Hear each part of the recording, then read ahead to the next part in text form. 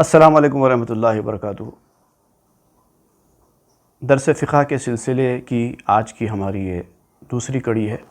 گزشتہ کلپ میں آپ نے سنا ہوگا کہ ہم نے روزے کے مسائل پر بات کی تھی۔ بہت سارے مسئلے ایسے تھے کہ جو گزشتہ کلپ میں چھوٹ گئے، اور بعض مسئلے ایسے ہیں جو چونکہ بہت زیادہ اہم ہیں، اس لیے ایک بار پھر ان کا اعادہ کرنا بہتر معلوم ہوتا ہے۔ گزشتہ کی کلپ میں ہم نے کفارے کی جو صفت ہے وہ بیان کی ہے کہ کفارہ روزے کا کس طرح ادا کیا جاتا ہے۔ آج ایک دو تین باتیں آپ سے اور شیئر کرنی ہیں۔ وہ یہ ہے کہ حنبلی اور حنفی فقہ میں روزے کے جو مسائل ہیں وہ تقریباً ایک جیسے ہی ہیں، البتہ ایک دو مقام پر تھوڑا فرق ہے۔ اس فرق کو بھی آپ سمجھ لیں۔ اگر آپ حنفی ہیں تو حنفی کے حساب سے آپ چلیں، اور حنبلی ہیں تو حنبلی کے حساب سے چلیں۔ روزہ ٹوٹنے اور کفارہ ادا کرنے کے معاملے میں حنفی اور حنبلی فقہ میں دو بنیادی طور پر فرق ہے۔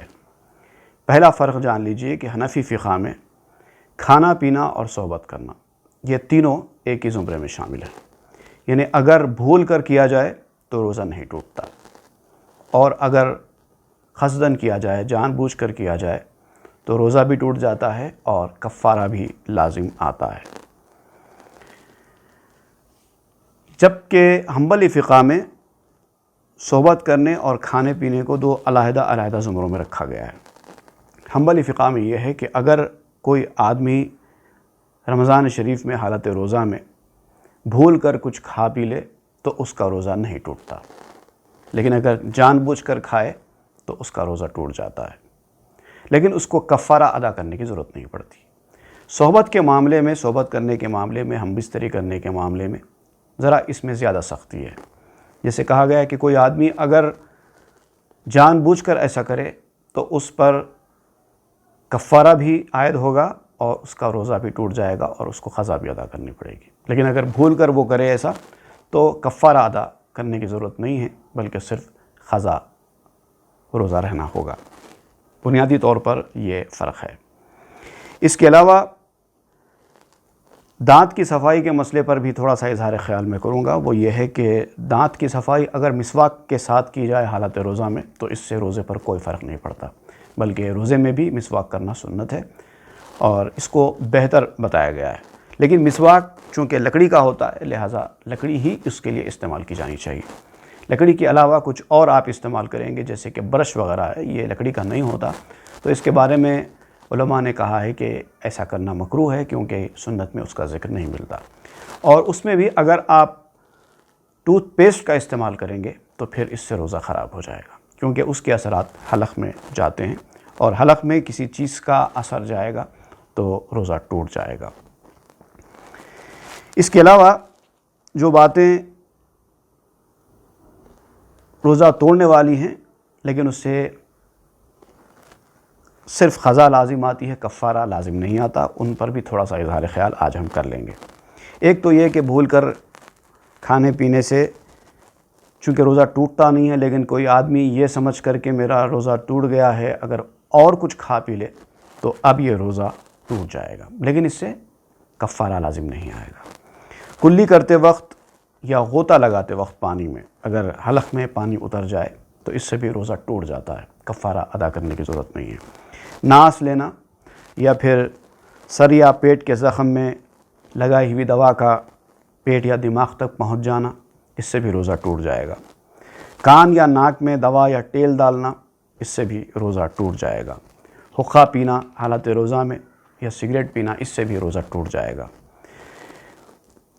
قے کرنے کے معاملے میں اس سے پہلے ہم نے سنا ہے کہ اگر کوئی آدمی جان بوجھ کر قے کرے تو اس کا روزہ ٹوٹ جاتا ہے، لیکن حنفی فقہ میں یہ کہا گیا ہے کہ یہ قے اگر منہ بھر کر ہو تو روزہ ٹوٹے گا، نہیں تو نہیں ٹوٹے گا۔ جبکہ حنبلی فقہ میں قصداً قے کرنے سے روزہ ٹوٹ ہی جاتا ہے۔ اسی طریقے سے رات سمجھ کر صبح صادق کے بعد تک سحری کرتے رہنا، اس سے بھی روزہ ٹوٹ جائے گا، کیونکہ جب وقت ختم ہو گیا تو آپ کو کھانے سے ہاتھ روک لینا چاہیے۔ اسی طریقے سے غروب آفتاب ابھی ہوا نہیں ہے اور آپ نے یہ سمجھ کر کہ غروب آفتاب ہو گیا ہے، آپ نے افطار کر لیا، تو اس سے بھی روزہ ٹوٹ جائے گا۔ احتلام ہونے سے روزہ نہیں ٹوٹتا، لیکن اگر کوئی یہ سمجھ کر کے احتلام ہو گیا ہے اور میرا روزہ ٹوٹ گیا ہے، اس کے بعد وہ کچھ کھا پی لے، تب اس سے روزہ ٹوٹ جائے گا۔ تو یہ تمام چیزیں جان لیجئے۔ اور حنفی اور حنبلی فقہ میں ایک اور فرق ہے جو میں آپ کو بتاتا چلوں، وہ یہ ہے کہ پسنے لگانے کا مسئلہ۔ گزشتہ میں ہم نے یہ پڑھا ہے کہ پسنے لگانے سے حنبلی فقہ میں روزہ ٹوٹ جاتا ہے، اور اگر خون نکل آئے تو لگانے والے کا بھی ٹوٹ جاتا ہے لگوانے والے کے ساتھ، لیکن حنفی فقہ میں پسنے لگانے سے روزہ نہیں ٹوٹتا ہے۔ اور ایک چند صورتیں ہیں جس سے روزہ انسان کا نہیں ٹوٹتا، جیسے کہ بھول کر کھا پی لے تو روزہ نہیں ٹوٹتا، چاہے کتنا ہی کھائیں، ایک گھونٹ پانی پیے یا پوری گلاس پانی پیے، پیٹ بھر بھی کھانا اگر حالت روزہ میں آپ کھا لیں لیکن بھول کر کھائے تو آپ کا روزہ نہیں ٹوٹے گا۔ لیکن جیسے ہی یاد آ جائے فوراً ہی روک دینا چاہیے، اور اگر منہ میں نوالا ہے تو اس کو تھوک دینا چاہیے۔ جو چیز اندر جا چکی ہے یاد آنے سے پہلے وہ آپ کے روزے کو خراب نہیں کرے گی، لیکن یاد آ جانے کے بعد ایک دانہ بھی آپ کے روزے کو خراب کر دے گا۔ بے اختیار حلق میں غبار، دھواں یا مکھی وغیرہ چلی جائے تو اس سے بھی روزہ نہیں ٹوٹتا۔ اسی طریقے سے بے اختیار خے آ جائے تو اس سے بھی روزہ نہیں ٹوٹتا، چاہے کتنی ہی خے ہو۔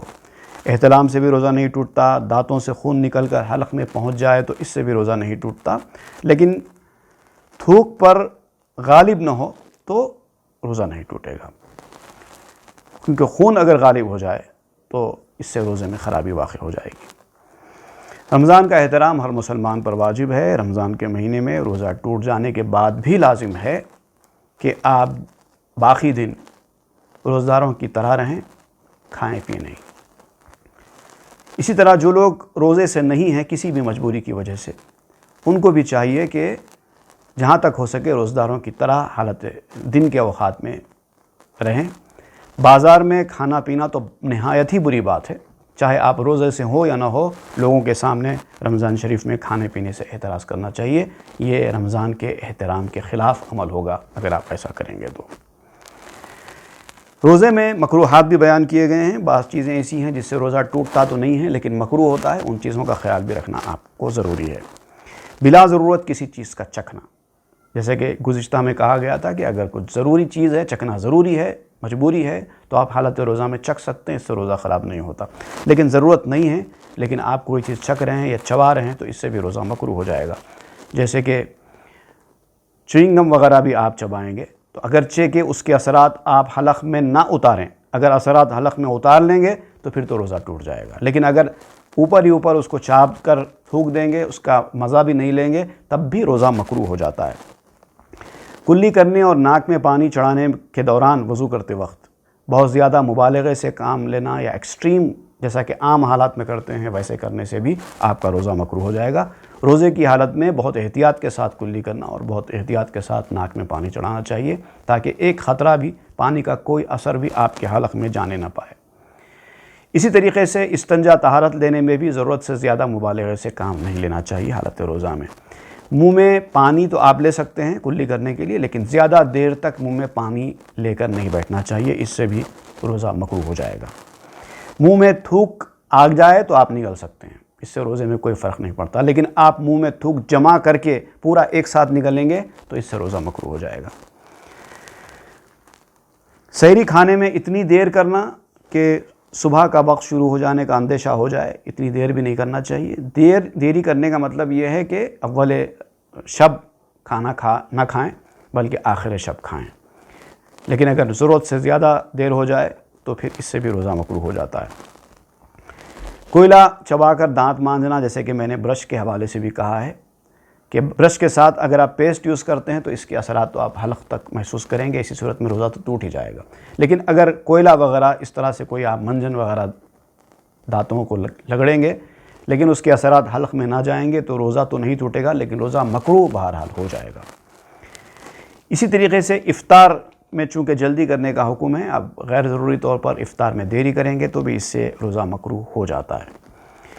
روزے میں غیبت کرنا یا جھوٹ بولنا یا فحش گوئی کرنا، یہ ساری چیزیں روزے کو خراب کرنے والی ہیں، اس سے بھی روزہ مکروہ ہو جاتا ہے۔ البتہ بعض چیزیں ایسی ہیں جس میں آپ روزے میں کی حالت میں کر سکتے ہیں، جیسے سرما لگانا ہے، سرما لگانے سے روزہ نہیں ٹوٹتا، خوشبو لگانا یا سونگھنا اس سے بھی روزہ نہیں ٹوٹتا، لیکن سرما لگانے کے بارے میں تھوڑا احتیاط اس لیے ضروری ہے کیونکہ سرما یہ کان میں دوا یا ناک میں دوا یا آنکھ میں دوا ڈالیں گے اور اس کے کسی ذریعے سے اگر وہ حلق میں جائے گا تو روزہ ٹوٹ سکتا ہے۔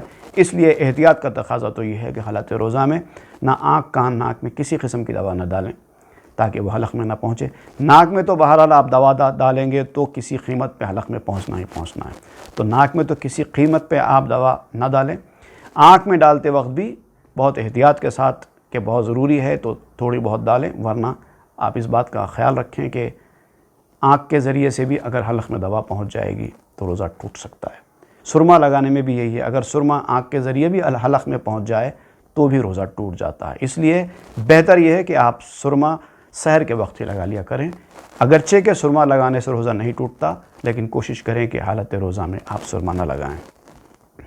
سر پر یا بدن پر تیل لگانے سے روزے پر کوئی فرق واقع نہیں ہوتا ہے، اور کلی کرنے کے بعد منہ کی تری جو منہ میں تری رہ جاتی ہے اگر وہ آپ کے حلق میں چلی جائے بے اختیار تو اس سے بھی کوئی فرق نہیں پڑتا۔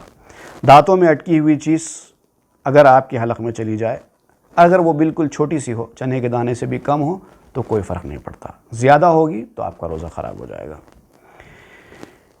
آخر میں کچھ عذرات پر بھی ہم اظہار خیال کرتے ہیں، کن کن عذروں کی وجہ سے آپ کو رمضان میں روزہ چھوڑنا جائز ہو جاتا ہے۔ ایک تو ہے سفر، اگر آپ حالت سفر میں ہیں تو آپ رمضان کا روزہ بعد میں قضا کر سکتے ہیں، لیکن اگر بغیر کسی مشقت کے آپ روزہ رہتے ہیں تو حنفی فقہ کے حساب سے روزہ رہ جانا بہتر ہے، حنبلی فقہ کے حساب سے بہتر یہی ہے کہ حالت سفر میں روزہ نہ رہیں۔ اسی طریقے سے بیماری کا بھی مسئلہ ہے۔ اس کے علاوہ ایک بات ذہن نشین رکھیے کہ اگر آپ نے سفر کرنے سے پہلے روزہ رکھا ہے تو سفر شروع ہو جانے کے بعد آپ چاہے تو اس کو کنٹینیو کر سکتے ہیں، چاہے تو سفر شروع ہو جانے کے بعد اس کو توڑ بھی لے سکتے ہیں کیونکہ اب آپ مسافر ہو گئے۔ لیکن روزہ رکھنے کے بعد سفر شروع ہونے سے پہلے اگر آپ نے روزہ توڑ لیا تو پھر روزہ توڑنے کے جو احکام ہیں وہ آپ کے اوپر لاگو ہو جاتے ہیں۔ اگر روزہ رکھنے کی وجہ سے مرض میں زیادتی کا خوف ہے بیمار کو تو بہتر یہ ہے کہ روزہ نہ رکھیں، لیکن اگر آسانی کے ساتھ وہ روزہ رہ سکتا ہے تو روزہ رہ جانا چاہیے۔ اسی طریقے سے حمل اور دودھ پلانے والی کے لیے بھی اگر بچے کے ضرر کا اندیشہ ہے تو روزہ چھوڑ دینا جائز ہے، لیکن یاد رکھیں کہ بعد میں قضا کرنی پڑے گی۔ اسی طریقے سے عورتوں کو بھی ایام میں روزہ چھوڑنے کی اجازت ہے، بلکہ روزہ نہیں رہنا چاہیے، بعد میں اس کو قضا کرنا چاہیے۔ رمضان میں اور روزے کے لیے اور نماز کے لیے احکام میں فرق ہے۔ نماز پوری طریقے سے ان ایام میں معاف ہو جاتی ہے، روزے معاف نہیں ہوتے۔ ان دونوں فرق کو عورتیں اچھی طرح سمجھنا چاہیے کہ روزے ایام میں ان پر معاف نہیں ہوتے، بلکہ ان کو ایام میں روزے نہ رہنا ہے، بعد میں ان کی قضا کرنی ہوگی۔ اکثر لوگ نماز کی طرح روزوں کو بھی یہ سمجھتے ہیں کہ جیسے نماز معاف ہے ویسے روزے بھی معاف ہے، تو یہ کسی قیمت پہ ایسا نہیں ہے، ایسا خیال ہرگز نہ کریں۔ تو امید ہے کہ یہ معلوماتی باتیں آپ اس کو یاد رکھیں گے۔ انشاءاللہ آئندہ کلپ میں اور باتوں کے ساتھ آپ کی خدمت میں حاضر ہوں گے، تب تک کے لیے اجازت دیجیے۔ السلام علیکم ورحمۃ اللہ وبرکاتہ۔